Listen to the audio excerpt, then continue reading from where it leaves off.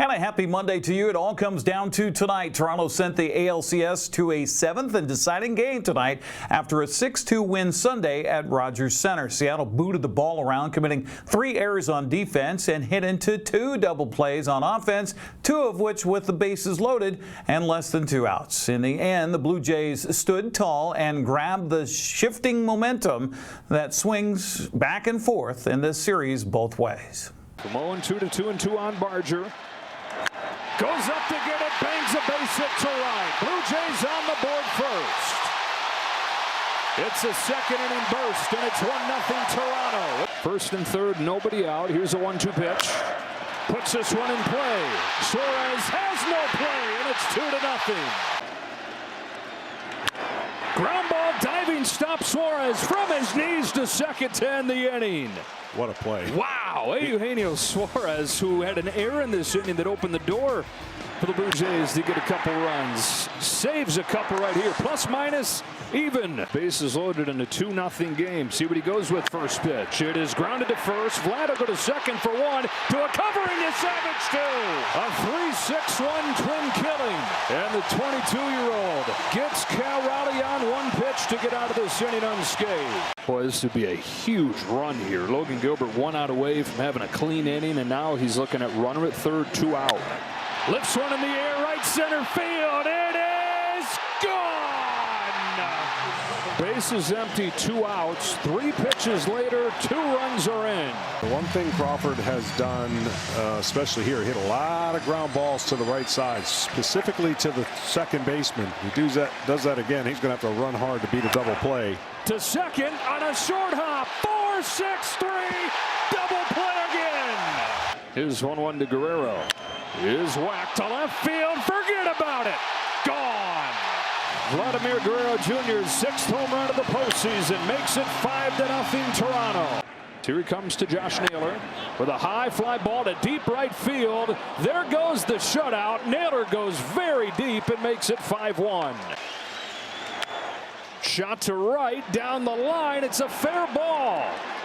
Up against the sidewall. Suarez falls. Here comes a throw home. It's up the line.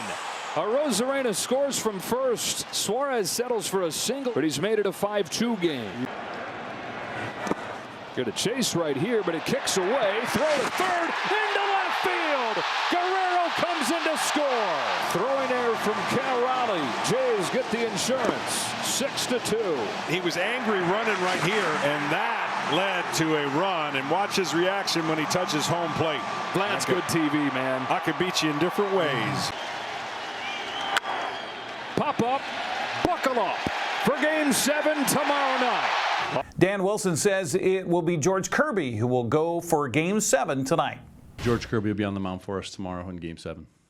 What was the thinking on going with George there? I think he's the guy that we want in that situation, and he's throwing the ball well, and it's his spot. So George will be the starter, and expect to have a lot of like all hands on deck down there in the bullpen and ready to go at any point. I mean, our guys have been so good about it all season long, and balls just kind of in and out of the glove there tonight that put a couple extra guys on base, and that happens from time to time.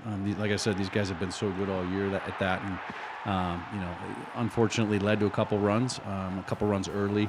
But again, this is a team that has done the little things all season. It's also a team that has bounced back a lot, and this is a chance for us to do that again, and we'll do it tomorrow night in Game 7.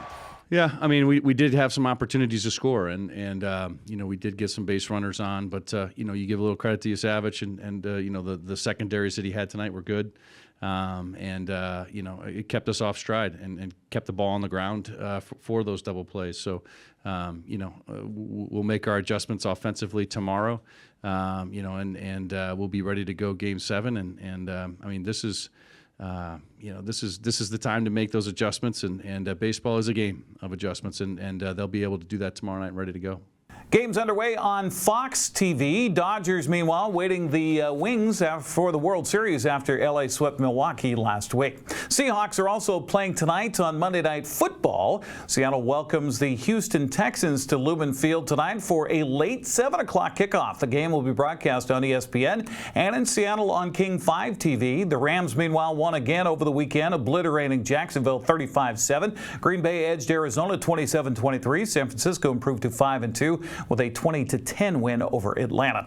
It was a 2-2 weekend for the college football teams we cover. Washington was no match at Michigan Saturday, falling to the Wolverines 24-7. Washington State figured out a new way to coug it by giving up a safety in the closing moments to fall at number 18 Virginia 22-20. Eastern Washington knocked off Idaho 21-14, and Central celebrated homecoming with a 24-21 win over Texas A&M Kingsville.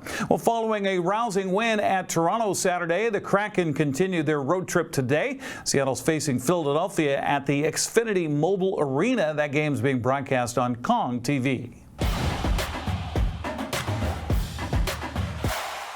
The Wenatchee Wild suffered 2 losses on the road over the weekend in Western Hockey League play. Vancouver came away with a 5-2 win on Friday night. Wenatchee was no match for Seattle Saturday, falling 6-1. Wild still looking for their second win of the season. Will play at Penticton coming up on Friday at 7 o'clock and then host Tri-City Saturday at 6 at the Town Toyota Center. Well, despite turning the ball over 3 times in the first half Friday night at Eastmont, Moses Lake overcame the mistakes to beat the Wildcats 21-0. Maverick running back Elijah Burns rushed for 2 touchdowns, and Carter Anderson returned a pick 6, 40 yards to keep Moses Lake undefeated on the season. Eastmont had a chance to tie the game late in the third quarter, but a rare hurdling call pushed the Wildcats away from the end zone. Eastmont dropped to 4-2 with the loss. I was alongside Grant Olson with a call here on the NCWLIFE channel.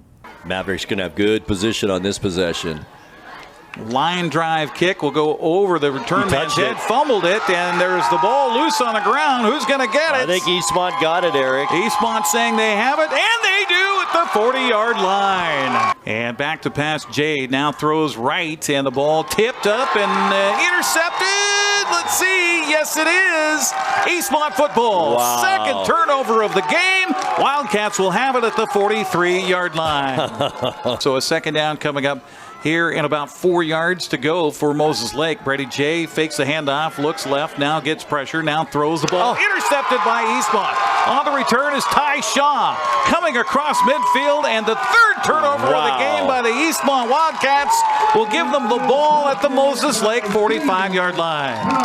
Second down and 9 coming up for the Wildcats here. Ball left hash mark. At Bodiette goes in motion. Zelensky wants to throw, now has pressure, now throws the ball, is intercepted in the flat. Coming back on the return for Moses Lake after the pick is Taggart Rathbun. And the first turnover for Eastmont here in the game, costly as they were driving, maybe smelling points, but now it's Moses Lake football. So it is a stacked backfield along with Brady J. So what will the decision be here on a 4th and goal from about the 2-yard line? Turn, handoff, Burns, and he is into the end zone. Touchdown. First score of the night comes for the Mavericks. Austin Zelensky will set up as the wing back, and they'll go a direct snap to Bodie Yale. Yale try to jump over the top, and now we're going to get a flag coming in late. And did he jump with his feet first? You can't do that. Oh, I never thought about that. In high school football. I never thought about that. So we'll see what the penalty flag is. I just had to mention the penalties, didn't I? One penalty tonight. That's it. 15-yarder against Moses Lake. And Eric, as we know, that's been Eastmont's Achilles heel. Yeah, totally. Just about every week. Penalties. So Mike Penning, our head referee, is talking to the sideline. You and it is a personal foul, and I think they got it on the leap, which you cannot leap feet first, and I think that's what Bodie Yale did right there, and that's going to take it out 15 yards, I believe. As Conley McGinnis will come in to try about a, 27-yard field goal attempt. That's the last play, by the way, 23rd play of the drive. Unbelievable. How about that? Snap is back, the spot down, the kick away. It has plenty of distance, and it is no good. Wide to the left. Third down and long. No penalty flag dropped, so just some preventive officiating here. And now, big third down play. Handoff again. Burns to the 10, to the 5, and he will spin into the end zone. A touchdown for Moses Lake. This is what hurts Eastmont. Lack of a passing game right here. You could be moving it down the field. Now you're taking just little chunks, and you don't have a lot of time. Austin goes in motion. They're going to throw it out. Picked off, and this is going to be a pick six going the other way for Carter Anderson, who stepped in front of the pass, takes it for the 35-yard interception return touchdown, and that will pretty much seal the deal for Moses Lake here tonight.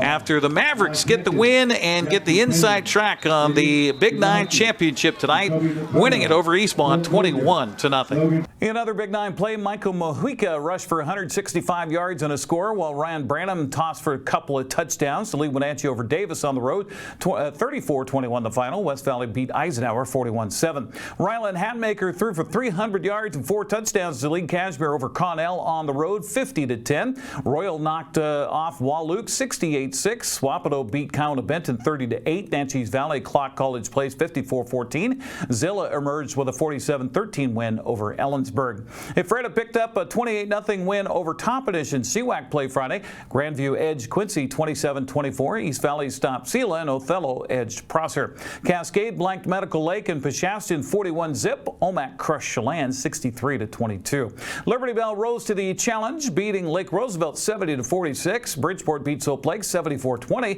It was Okanagan over Brewster 50-6. Tenasket topped Manson 34-7. And he had no trouble with Waterville Mansfield whipping the Shockers 66-22.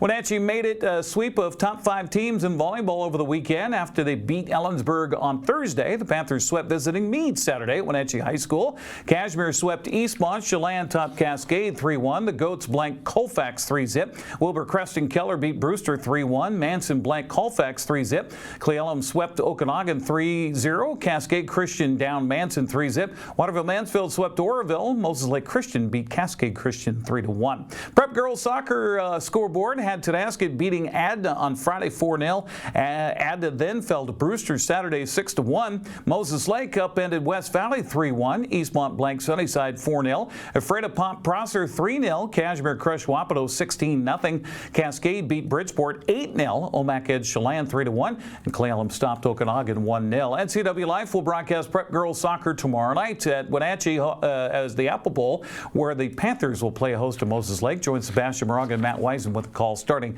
at 7 o'clock. Wenatchee celebrates homecoming Friday in the Apple Bowl with Sunnyside coming to town. Grant Olson and Brandon Hartley will have the call beginning with the pregame at 6:30. That's a look at sports news. I'm Eric Granstrom. Have a happy Monday.